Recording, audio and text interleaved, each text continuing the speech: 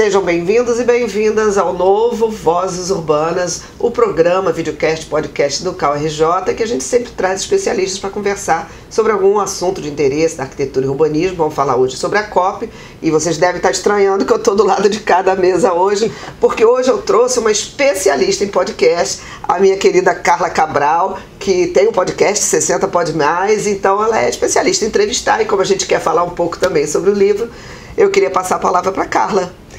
Olá, Leila, olá, Marco, muito obrigada, pelo convite.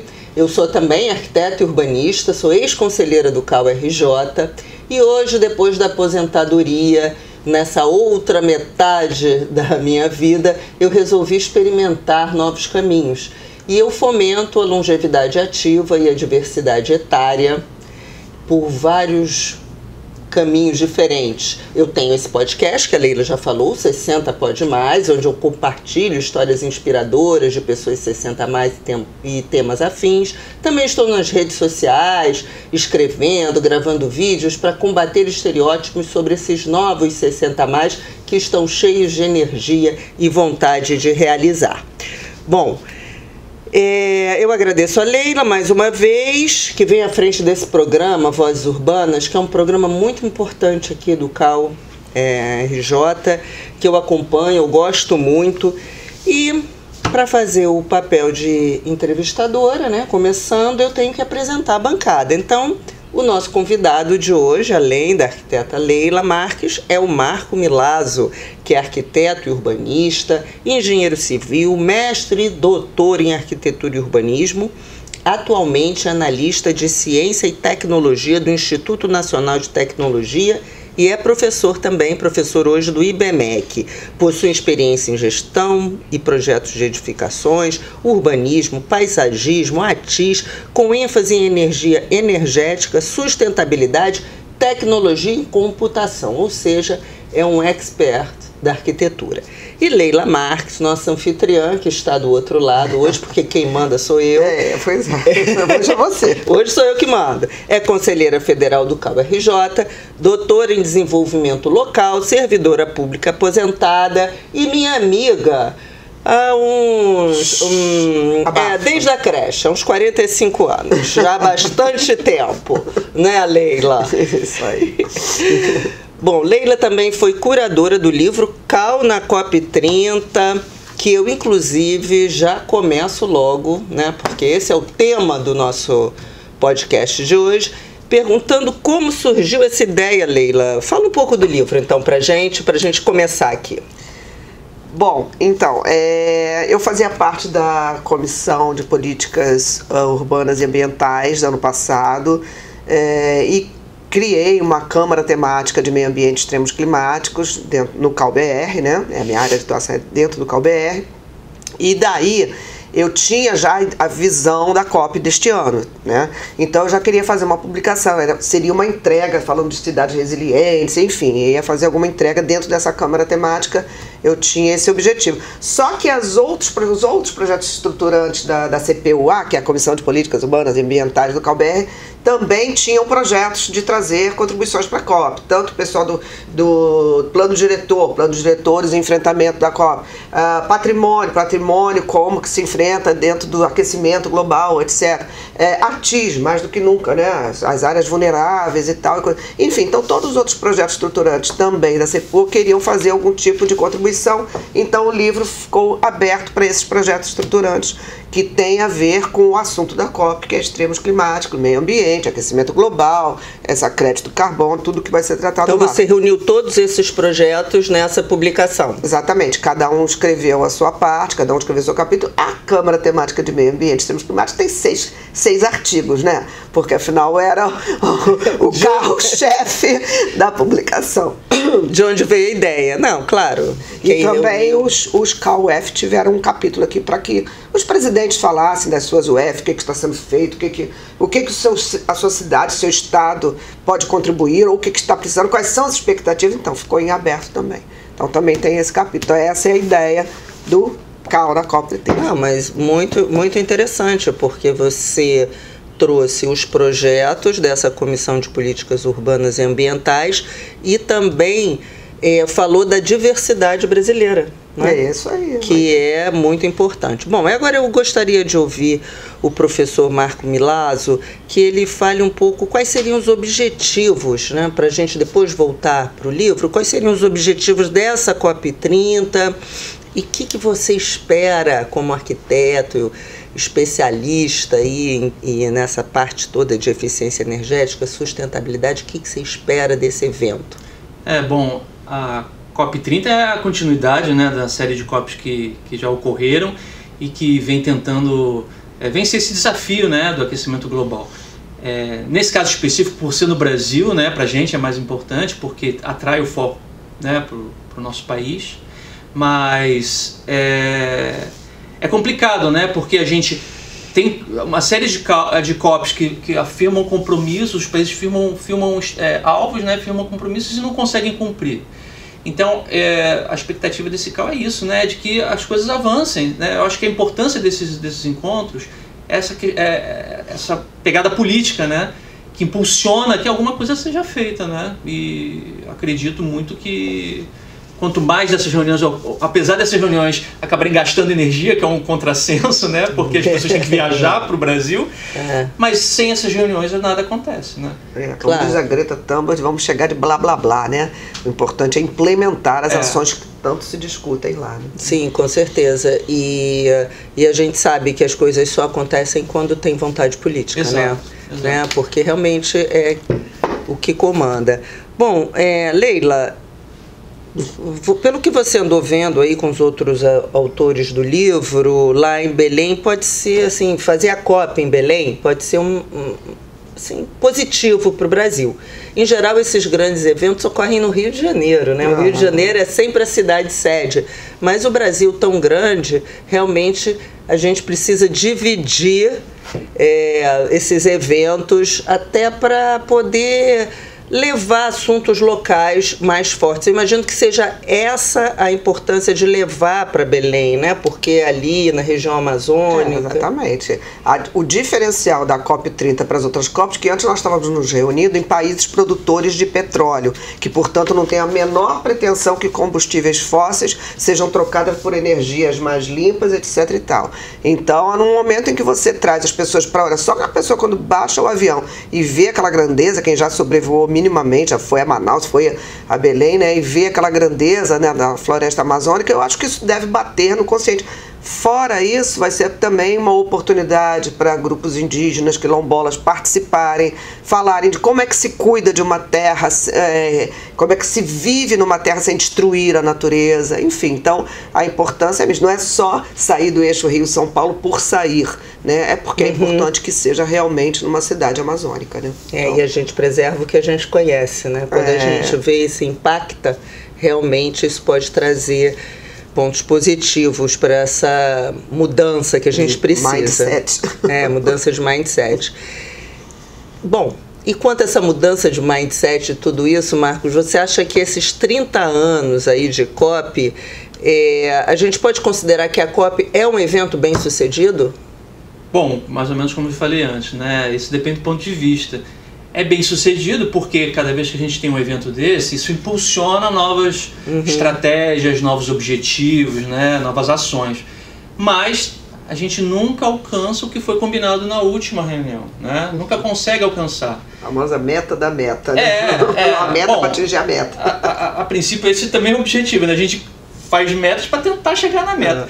Mas assim, as coisas estão começando a ficar muito urgentes, né? Com certeza. Então, não adianta assim, a gente sabe que não vai chegar na meta. Sim, mas a gente não pode também continuar do jeito que está.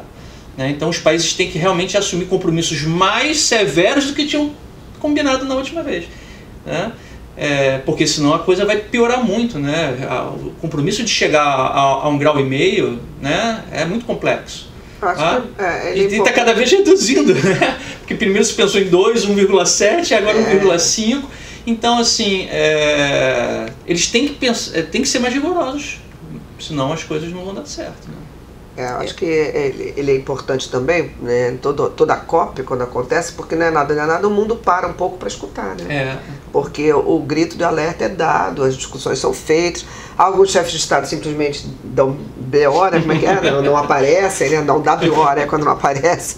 Enfim, mas importante que os nossos chefes de Estado estarão lá, eles estarão discutindo, né? E que visibilidade pode dar isso para o Brasil, até investimentos mesmo em toda essa área. Então, é tal coisa. Ela pode não ter a eficácia, né, planejada, mas é eficiente em termos de acontecer, né? O que não dá de realmente... trazer algum benefício, né? Alguma coisa, vocês estão com esperança, com fé, acreditam, né, que isso vai ser positivo. Não tem como, não tem plano B para o planeta, né, como exatamente. Já se diz. Então, eu acho que se a gente não tiver essa fé, a gente já pode começar o quê? A preparar. Leila, no seu texto, você fala sobre, você faz um histórico assim, né, da questão climática, dos acordos, do que foi feito. Você pode explicar aqui para quem está nos ouvindo quais foram os acordos mais marcantes? Porque o Marco falou, nunca se atinge a meta, né? Quais foram os mais marcantes ou que os mais deram resultados desde a primeira COP? Lembrando que a COP foi criada aqui no Brasil, né? Porque ela foi criada na Rio Eco 92, tá? A ideia, o que é ideia, né? COP, Conferência das Partes, é que a ideia de reunir países para tratar exclusivamente, estritamente de aquecimento global, saiu aqui da nossa grande Rio Eco 92, Agenda 21, parará. Então, acho que isso é um grande feito, né? Que a gente às vezes não valoriza o que é feito dentro do Brasil com personalidade nossa. A partir daí, em 95 é que aconteceu a primeira, né? Tanto é que nós estamos na COP 30, porque 30 anos, nunca teve nenhum ano sem COP, né? Ou seja, 3 anos para formar, né? O evento, enfim, organizar coisa e tal. Aí a gente tem, eu acho que os dois que são mais badalados, acho que foi o seguinte, que foi o Acordo de Kyoto, no Japão, que fala sobre o limite do que a gente pode permitir que o planeta avance em termos de aquecimento, e depois o Acordo de Paris, que fala enquanto vai se gastar, não é mais sobre limite de temperatura, mas sim em investimentos e tal coisa. Então, são metas importantes e que toda COP volta a se falar um pouco sobre eles, entendeu? Porque, na verdade, aquele foi o desenho inicial, entendeu? Não tem que inventar outra roda. A roda é aquela que tem que girar, são limites, as tais metas e coisa e tal. E porque sem investimento também não adianta, né? Não adianta você imaginar isso aqui, porque tudo requer investimento. Né? Se você vai ter transição energética, e passa até a bola para ele explicar, você precisa de um investimento inicial. É que nem falar, a gente falou uma vida inteira sobre sustentabilidade, fazer prédio sustentável. O investimento inicial é puxado, e aí as incorporadoras, né, começam a sair de banda, coisa e tal. Mas a gente sabe que ao longo do tempo, pagar-se-á o fato de você estar economizando luz, estar reaproveitando gás cinzas, e, enfim, passo essa bola aí de sustentabilidade para o professor aqui. Enfim. Então vamos passar para essa questão da sustentabilidade, Marco. Essa questão da transição energética, né? Às vezes soa como algo difícil de entender. Na verdade, ela é uma questão, né? Uma questão aí de todas as outras, né? Várias outras questões que a gente tem que fazer, mas essa é fundamental. Explica um pouquinho assim, para os ouvintes esse processo, né, de transição energética, o que é isso e o que isso tem a ver com arquitetura e urbanismo, né, já que nós estamos aqui no CAL. Claro. Eu acho que esse termo transição energética ele abrange tanta coisa que aí as pessoas ficam um pouco confusas por causa disso. Né? Porque quando a gente fala que um prédio tem que economizar energia, a gente também está falando de uma transição, né, de um tipo de consumo para outro tipo de consumo. Então tudo está dentro de transição energética, né? Agora, uma coisa que é principal é a questão do transporte, né? Que hoje o transporte, junto com as edificações, são os que mais consomem energia.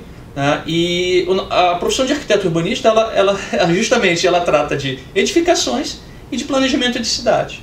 Então a nossa profissão é protagonista nisso, né? E não é vista como esse protagonista, porque a gente não está com dinheiro na mão, né? Então quem é que está com dinheiro na mão, por exemplo, são as empresas exploradoras de petróleo. Então elas se conseguem investir numa transição energética, né? Estão pensando em como mudar de uma matriz suja para uma matriz limpa, porque elas têm dinheiro para investir em pesquisa, né? A matriz suja seria os combustíveis fósseis e a matriz limpa... que pode agora está se pesquisando hidrogênio, elétrico, né? Os automóveis elétricos, os biocombustíveis, né? Que aí não tem muito a ver com a nossa profissão, mas por esse motivo... Por isso são várias questões. São várias questões. Mas eu trago a questão do urbanismo como um fator importante, porque justamente quando a gente faz cidades bem planejadas, a gente não precisa tanto, não depende tanto do transporte, tanto do consumo de combustíveis, né? Então está entrelaçado isso, né? A investimento em energia com planejamento urbano. Um planejamento urbano também com algumas soluções baseadas na natureza, algumas áreas verdes. É porque combater essas ilhas de calor que são certos bairros no Rio, né? É porque tem muita gente que quando ouve transição energética pensa no consumo, na produção de energia, não no consumo. E a gente como arquiteta se preocupa muito, né, com diminuir o consumo, né? E as duas coisas são transição energética, na verdade. Mas o que sai mais na imprensa acaba saindo a produção de energia, não a diminuição do consumo. Sim, e de produção de energia a gente tem alguns exemplos positivos aqui no Brasil. Né? Temos a parte eólica, até as hidrelétricas são consideradas positivas. E as residências, as células fotovoltaicas, eu moro em casa, então minha casa tem geração de energia própria, enfim, né? Claro que a gente pensa primeiramente num bolso também, que economiza também, né? Então, isso é importante. Tem um investimento inicial. Esse incentivo. E foi bem grande. Levou alguns anos para, digamos assim, agora zerou meu investimento, a partir de agora só é lucro, né? Ter que pagar uma conta que eu pagava 600 num verão, pagar 200. É uma economia, né? Agora, Leila, no seu texto, você, assim, não é muito... Como é que eu vou dizer? Não, você é realista, vamos dizer assim. Né? Eu não sou muito poética. Não, eu ia falar assim, que a questão das cidades é complexa, porque nós já temos, ainda mais no Brasil, né, que mais de 80% da população mora em cidades, etc., as nossas cidades já são consolidadas. Então temos muita dificuldade, quando você falou agora dessas ilhas de calor, etc., onde que o arquiteto, claro, no planejamento urbano, mas como... De que forma? De que forma ele pode contribuir mais efetivamente, assim... Bom, veja bem, nesse meu capítulo, o que eu assino sozinha, né, porque eu assino alguns outros com as colegas, eu falo sobre transformação ecológica. Na verdade, isso é o pacto que o governo federal assinou, né, todos os ministérios estão em uníssono com essa ideia, porque não é só uma expressãozinha da moda, né, porque às vezes a gente fala, a sustentabilidade ficou assim, agora está falando de uma coisa mais pesada. A gente tem que, às vezes, trocar a expressão da moda por uma palavra mais forte, ou que pelo menos tenha esse peso, que é para as pessoas se conscientizarem da urgência, né? Então a transformação ecológica vai desde o Ministério da Fazenda, onde é que ele vai investir, tal, do NDC e coisa e tal, passando pelos ministérios mais óbvios, que é o de meio ambiente, Ministério das Cidades, Ministério de Energia, né? Enfim. Então, esse pacto é do próprio governo federal. Então, primeiramente, existe a questão de investimento. Acho que ele falou, você também já falou, quem está com o poder, né, de investimento não somos nós. Então, primeira coisa, tem que ter arquiteto na prefeitura ou não tem que ter? Sim. Tem que ter arquiteto planejando a cidade ou não tem que ter? Lógico que não é sozinho, a gente sabe perfeitamente que o urbanismo é uma ciência multidisciplinar, mas se não tiver arquiteto também para falar sobre o seu conhecimento, sobre aquilo que ele estuda tantos anos na faculdade, a gente vai tendo cidades que são esses fracassos. Às vezes você vê um bairro inteiro, por exemplo, tem uma árvore. O que é isso? Entendeu? Cuiabá, eu estava lendo hoje de manhã, Cuiabá é a cidade mais quente do Brasil, 56 graus, chega lá tranquilo, não é 56 graus, sensação térmica não, aí você vai olhar, não tem uma árvore, entendeu? Quer dizer, pegaram aquele misto ali de pano perto da floresta, sei que, devastaram, fizeram a cidade e acham o quê? Né? Então a natureza cobra, né? Claro. Então eu acho que em primeiro lugar todas as acupunturas, como dizia Lerner, né, urbanas são viáveis, de fazer uma pequena praça, de repente aquele lugar vai abaixo. Por que agora vão derrubar ali a praça do Buraco do Lume para fazer um prédio de 20 e tantos andares, gente, com tanto prédio ser retrofitar? Sim. Então, quer dizer, esses pequenos projetos, esse pequeno planejamento, precisa ter especialista para dizer assim não. né? Vamos usar dessa outra forma. Ontem falei, né? Estávamos ali gravando uma entrevista sobre o aterro do Flamengo. Olha que ideia boa de Lota Macedo Soares, ao dizer, não é só uma pista rodoviária, não, vamos fazer desse espaço aqui um belo parque, muito jardim, Boulevard. Então é isso, eu acho que a gente tem que pegar... Uma visão futurista, né? Parecia até que ela estava adivinhando. Pois é, eu acho que esse é o diferencial das pessoas que estudam, das pessoas que pesquisam, para as pessoas que apenas querem ganhar um investimento rápido, né? Aí a gente é obrigado a falar desse capitalismo selvagem, coisa e tal. Então o que é o papel do arquiteto, o que ele pode fazer em cidades consolidadas, é realmente achar espaços para melhorar. É um pequeno espaço, é a educação. Hoje em dia a transformação ecológica ela passa muito pela educação, né? Sim. Como é que tá as faculdades aí nisso aí? Né?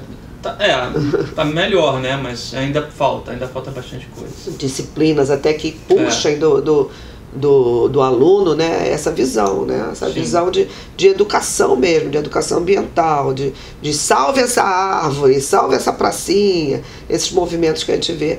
Parques urbanos, enfim, o que a gente puder ir fazendo e não piorando, né? Porque a cidade vai continuar crescendo, vai continuar expandindo. Né? A gente fala, você está falando da conscientização dentro das faculdades, né?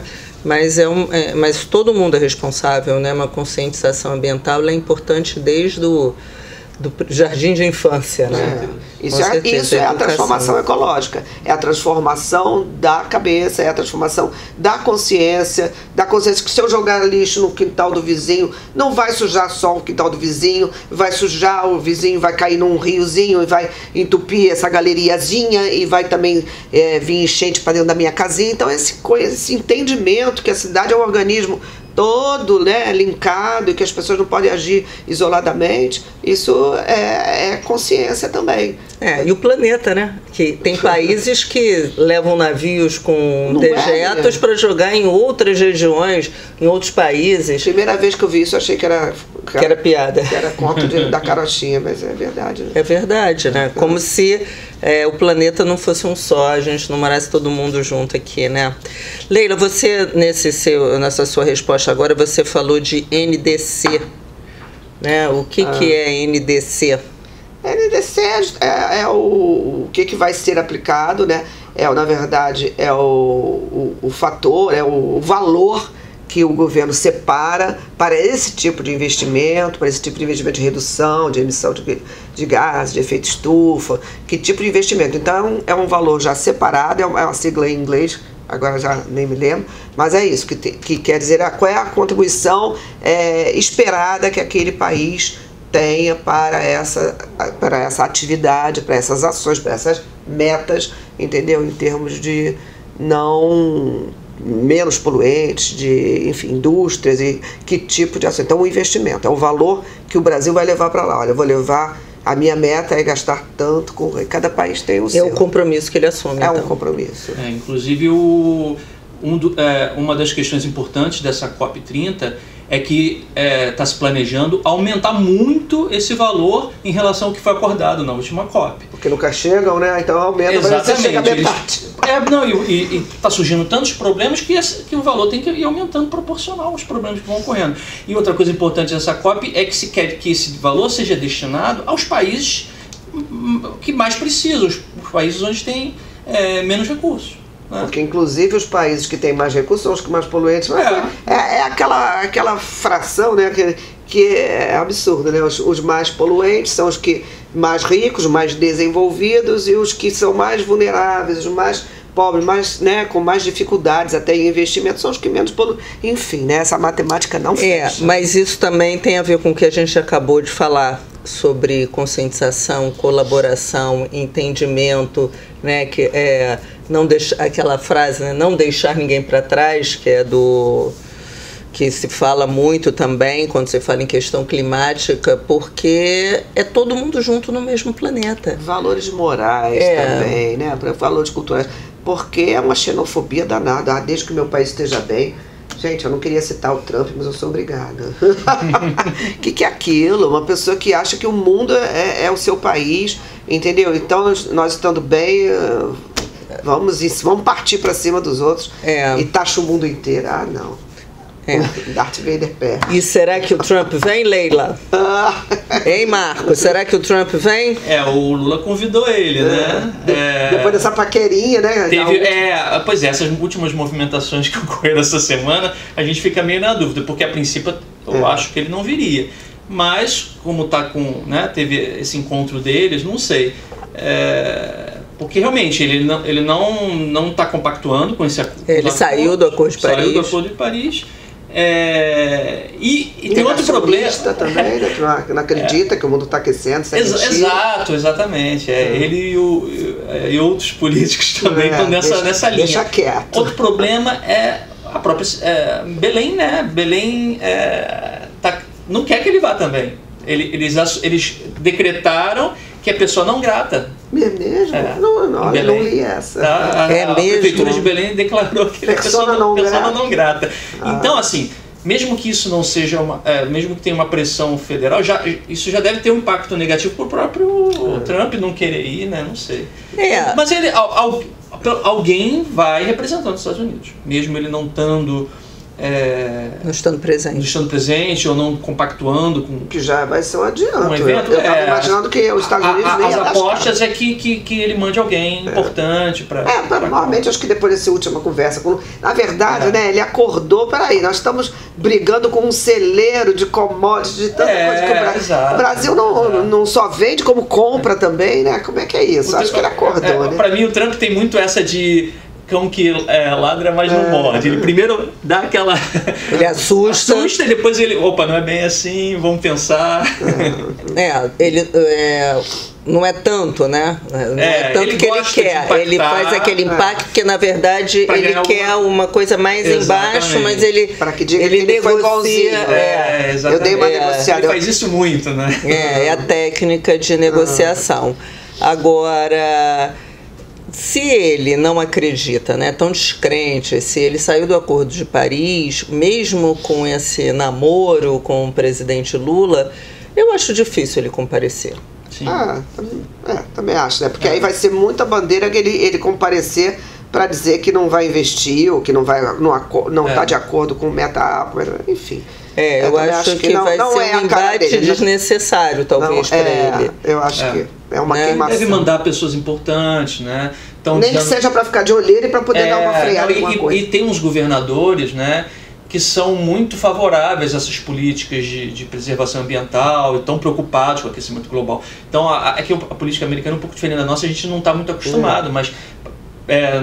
parece que na Califórnia, né, o governador da Califórnia, eles têm uma independência maior. Exatamente, tem uma independência maior e parece que tem muitos governadores que estão querendo realmente fazer uma pressão para que tenha representatividade dos Estados Unidos nas COPs. Eu acredito que os Estados Unidos tenha, né? Lógico, a gente não pode generalizar. Os Estados Unidos não é um monte de trompinhos que moram lá.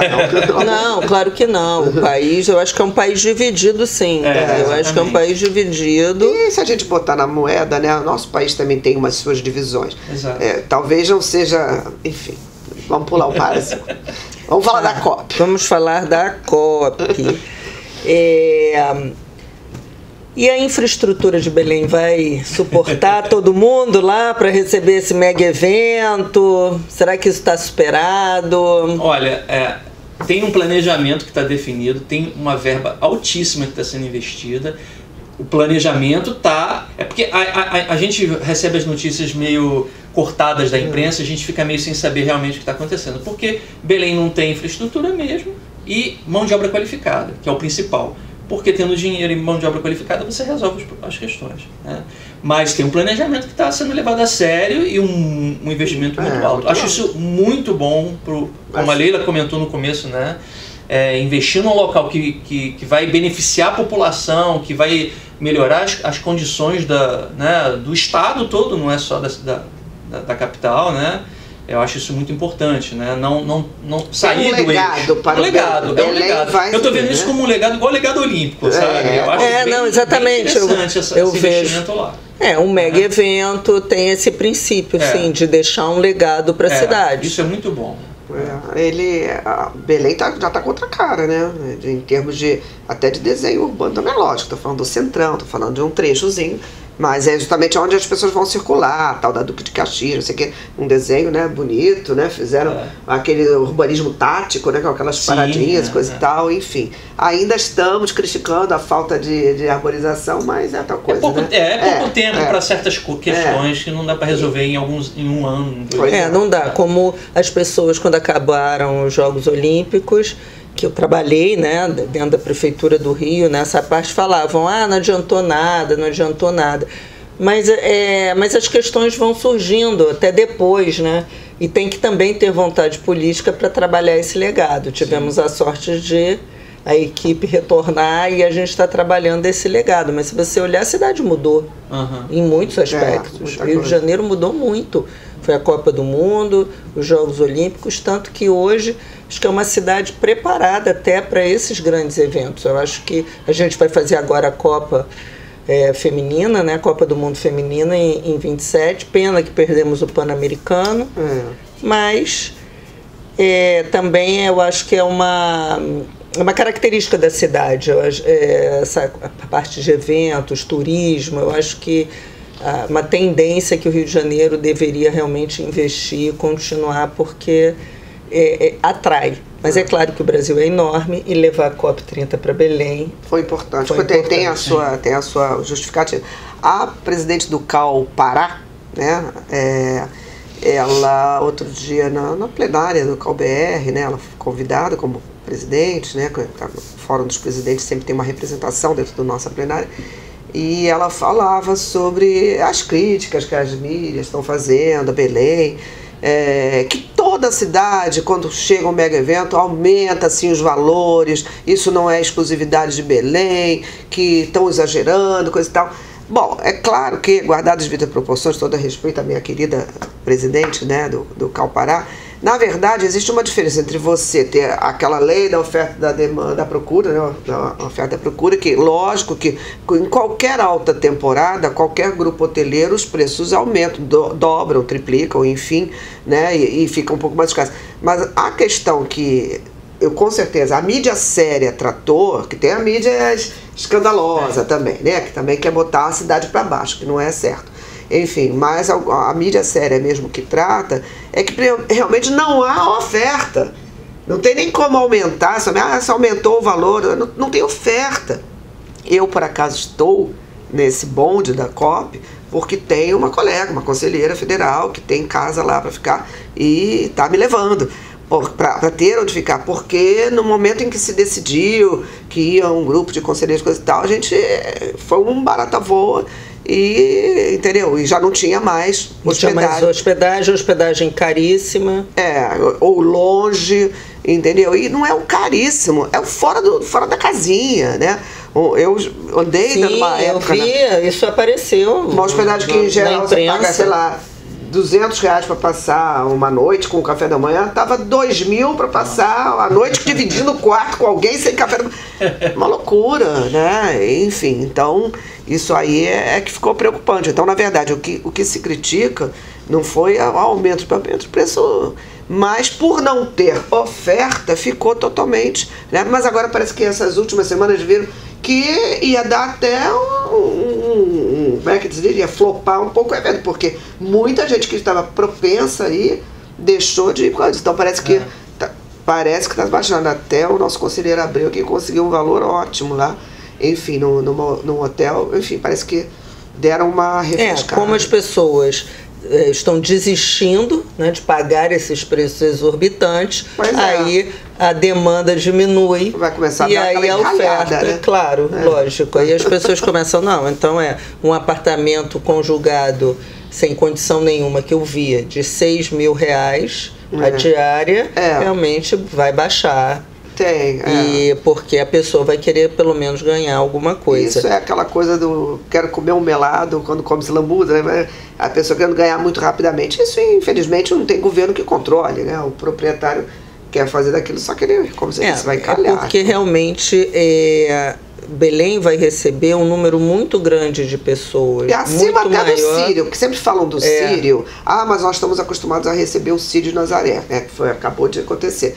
Só que o Sírio é um outro tipo de população, é uma população de religiosos, de penitentes, que não se incomodam em dormir em albergues ou nem dormir, porque ali vale o sacrifício em nome de Deus. Eles já vão com a expectativa já sabem que vão encontrar querem um colchãozinho, às vezes num lugar que arruma, numa igreja, o numa negócio coisa. são os barcos, né? Embarcar também naquela viagem. Então, e aí eu não sou especialista, mas o turismo religioso é bem diferente de você fazer um evento com autoridade. Claro, porque com segurança. Claro que vai ter todo tipo de popular vai estar convidado, aberto, tanto é que tem a tal da Green Zone, né, onde qualquer popular vai estar lá para receber algum tipo de informação, coisa e tal.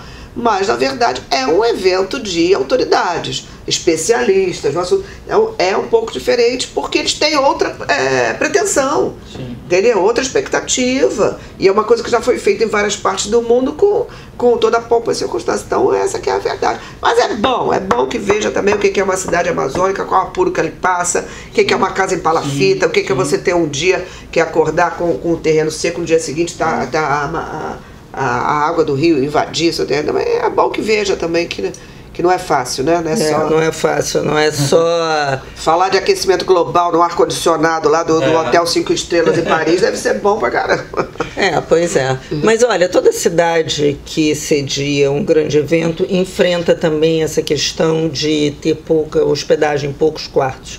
Aqui no Rio de Janeiro tinha um setor no planejamento dos Jogos Olímpicos que fazia essas contas de quantidade de quartos, porque você recebe imprensa, você recebe... E aí tem os atletas, né? Que aí cada delegação já é uma população. Não, mas os atletas, de uma maneira geral, eles têm a vila, né? Mas você tem o público que vem todo, a expectativa de público, você tem a família olímpica, você tem a imprensa, então precisa realmente ter um planejamento, não é fácil. Tanto que houve incentivo para a construção de hotéis no Rio de Janeiro. Por isso é que eu digo até que só uma imprensa assim meio marrom também está detonando, que é claro que Belém está enfrentando dificuldades que qualquer grande cidade também enfrentaria também. É claro que ela tinha menos ainda, né? Tinha menos ainda. Mas enfim, então...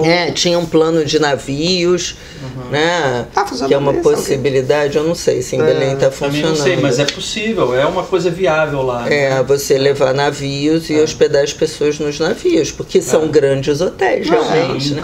Na verdade... boa, tudo pronto, funcionando, já testado. Com cozinha, com restaurante, com tudo que... na verdade... É uma solução... Acho que vai ter que ter, né? Que deve ter tido muita autoridade que não conseguiu um hotel com banheiro privativo, sabe que tem muito hotel lá que que não era nem hotel, um hostel, algo do tipo, né? Lá no meu trabalho tinha um grupo que ia e a gente, o próprio governo, né, está ordenando todos os ministérios, todas as secretarias, todos os institutos a diminuir ao máximo a quantidade de pessoas, só vai realmente quem é essencial para o evento.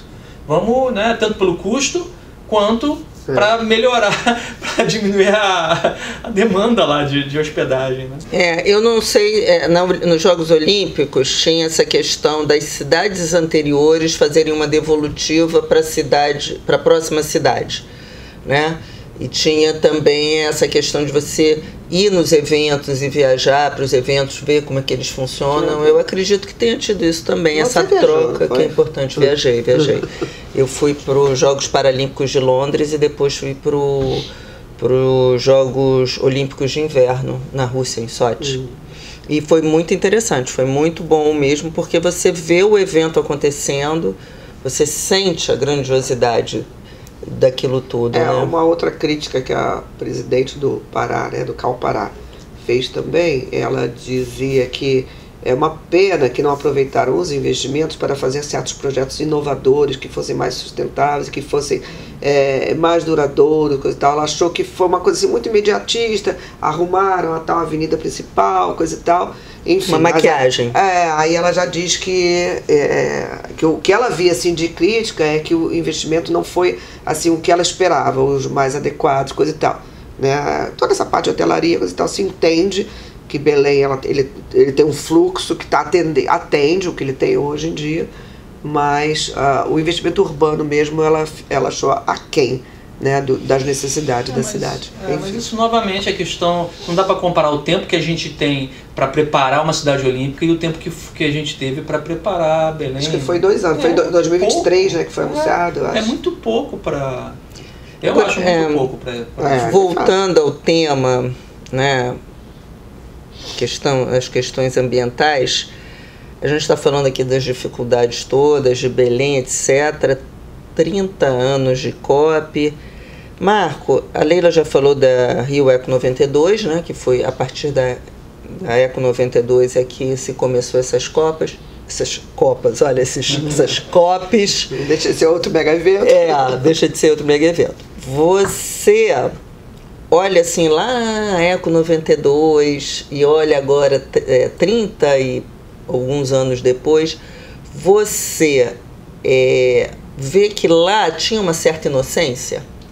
Tinha. Eu me lembro claramente do evento, porque eu moro no bairro do Flamengo, né? E tudo acontecia ali no aterro e eu aquelas pistas explosivas. Eu era criança, não era criança não, mas eu ia participar dos eventos. Eu estava na faculdade a gente viu depois um documentário. Vocês não devem lembrar, mas eu era criança. Não, eu fui na COP, eu fui lá no muito lá assistir os eventos, né? E realmente, assim, eu acredito que da mesma forma que foi a minha visão na época, outras pessoas devem ter tido essa visão, de que realmente era um evento que estava querendo trazer alguma coisa realmente diferente. Deu um susto, né? Eu acho que foi um impacto. Eu acho que foi um impacto bem significativo, sim, né? Mas a visão era como você falou, era uma visão, não vou dizer inocente, mas a preocupação era outra, né? Era uma preocupação mais geral, assim, pensando na preservação dos animais, dos vegetais, da matéria-prima. Era uma coisa... A palavra aquecimento global ainda estava no forno. Meio ambiente, né? A gente ainda... Era uma coisa... O reforço da palavra sustentabilidade, que nasce lá em 87, naquela conferência e coisa e tal, e Estocolmo, mas acho que foi o reforço dessa palavra. O que é sustentabilidade? Que é deixar as condições para as futuras gerações poderem aproveitar e desfrutar do mesmo. Tá? Eu acho que foi esse reforço. Tanto é que eu comecei a estudar e ler alguma coisa. A palavra sustentabilidade caiu assim no meu colo a partir desse Rio, assim, 93. Pois mas na parte educativa isso foi importantíssimo, esse evento. Porque foi a partir daí que os cursos de arquitetura começaram a aumentar, a investir mais nas disciplinas de sustentabilidade, eficiência energética, né? Mudar um enfoque. Eu acho que foi a partir daí, porque até então... Foi um marco. Foi um marco, porque até então a disciplina de conforto ambiental era como é que eu faço uma arquibancada boa para poder ver a tela do cinema. Eram as questões que não tinham nada a ver com a preservação do meio ambiente. A gente estudou conforto ambiental, teoria da percepção. Era iluminação, como é que coloca luz. Era insolação. Se a cor mas era pouco. Insolação era mais aquela coisa no sentido de luz, não no sentido de energia. De luz, de calor também. A questão dos quartos voltados para o leste, etc. e tal. Mas era uma coisa mais... não era assim tão forte, era um conforto, não era de sobrevivência. Sobrevivência, ou de uma questão de trazer de combate aos uma doença, né? Uma catástrofe. Nosso curso de arquitetura não invadiu na temática do meio ambiente. Já tem 40 anos também. Nós formamos tem 40 anos, e aí pronto, não era isso que a gente queria dizer, a gente combinou, né? Meu Deus, as pessoas acreditarem que nós somos mais novas que o Marco. Com certeza. Bom, Leila, vamos falar do livro mais uma vez. O livro já foi lançado? Pois ele na verdade foi lançado agora em São Luís. Nós tivemos o CalBR, ele propõe, enfim, impulsiona encontros com as comissões estaduais. Então, a CEPUA, que é a Comissão de Políticas Urbanas e Ambientais, ela fez um encontro em São Luís. Aí vai variando. Quando é encontro, a gente vai variando em outras capitais também. Então foi em São Luís o encontro das CPUAs, ou seja, chamando todos os coordenadores e coisa e tal. E aí, como esse livro pertence ao projeto, né, está dentro do guarda-chuva da CPUA, ele foi finalmente tão lançado agora, tem 15 dias, em São Luís. Né, o que é lançar? É realmente lançar, ficou pronto. Né? Eu fui né? Além de organizadora do livro, curadora de conteúdos e coisa e tal. Enfim, e aí você que também já organizou sabe como é que é, né? Quando você lida com 40 pessoas, o desespero, escreve, entrega, tá certo, tá bom, isso aqui, enfim, né? E também são colegas, né? Aí você dá uma data, a pessoa passa, não entrega. Isso tudo, mas enfim, então são colegas, diferente até de quando eu organizo o meu livro, eu posso me dar ao luxo até de eventualmente recusar um texto, pedir para a pessoa, aqui a gente tem que ter muito mais cuidados e tal, mais tatos com os colegas e tal. Mas enfim, mas tudo acabou saindo bem, os textos, principalmente do pessoal da CEPUA, veio tudo a tempo, né? Tá tudo entregue. Então foi isso, foi lançado em São Luís. E por que eu tô indo a Belém? Tô indo a Belém apenas para o segundo lançamento, que vai ser dentro da Green Zone. Vai ter na Blue Zone, mas eu não tenho passe para Blue Zone, porque a comitiva do CalBR realmente é de 10 pessoas. Há 10 pessoas que vão entrar na Blue Zone. Nós estamos com... Eu estou indo porque também vai ter um encontro da COA, que é a Comissão de Organização e Administração, do qual faço parte. E aí, como organizadora do livro, à tarde estarei na Green Zone fazendo um segundo lançamento. Certo. E como é que a gente adquire o livro? Não, o livro não, né, nenhuma publicação do CAL é vendida, né? Ele ainda não está num formato de e-book, embora eu tenha ele digitalizado, porque foi através da digitalização que, evidentemente, eu fui falando sobre diagramação, ilustração, essas coisas. Mas a gente vai transformar de uma forma mais palatável, né, para ler como e-book. Então, tanto quem não receber, quem não lograr receber, como você vai receber o livro do Cal na cópia, o professor também, quem não lograr receber vai ter com certeza como acessar, porque é interesse, né? A publicação já foi entregue a alguns ministros, a presidente Patrícia Sarkis já entregou, então a ideia é essa. O que é esse livro? É cartilha de como fazer o aquecimento na floresta? Não, ninguém tem essa bala de prata. Ele é, na verdade, um compromisso da arquitetura e do urbanismo, um compromisso do ensino, um compromisso dos profissionais, um compromisso dos pesquisadores e dos extensionistas, o compromisso nosso de conselheiros de que realmente nós temos que combater esse aquecimento e tudo temos que fazer para que o planeta ainda possa sobreviver para as futuras gerações. E tem sugestões, provavelmente, de ações, todos etc. os artigos, de alguma forma, falam de uma situação favorável, não, que é sempre um aprendizado, um ensinamento, né, /aprendizado. Então, vocês vão lançar na COP30 e ainda estão vendo a forma de que os associados do CAL, os arquitetos... Qualquer pessoa, né? Toda publicação do CAL, ele fica no site, ele pendura-se lá no CAL. Ele ainda não está, porque ainda não está num formato, como eu disse, de e-book, mas ele pretende que seja, senão de nada adiantará você fazer uma publicação e ficar só transitando entre conselheiros e tal. Isso tem que... Claro, lógico, isso tem que ser levado para todos os técnicos e políticos e pessoas que atuam nessa área. Quem manda, né? Você vai à COP? Infelizmente não vou. Eu também não vou. Eu vou nessas condições. Mas que bom, né? Vou ter uma experiência. Eu acho que eu fiquei um pouquinho receosa no começo, até para a condição de Uber, de comida, de tudo, mas eu acho que é uma experiência única, né? Então a gente... Então, assim, olha, eu estou bem satisfeita com esse nosso papo aqui hoje. Acho que foi uma aula sobre COP e também muito interessante falar sobre todos esses assuntos. Acho que a gente abordou várias questões, né? Várias questões, não só da cidade, questões políticas. Fizemos um pouco de fofoca aí, né? Quem vai, quem não vai. E eu acho que a gente já está chegando no final desse episódio.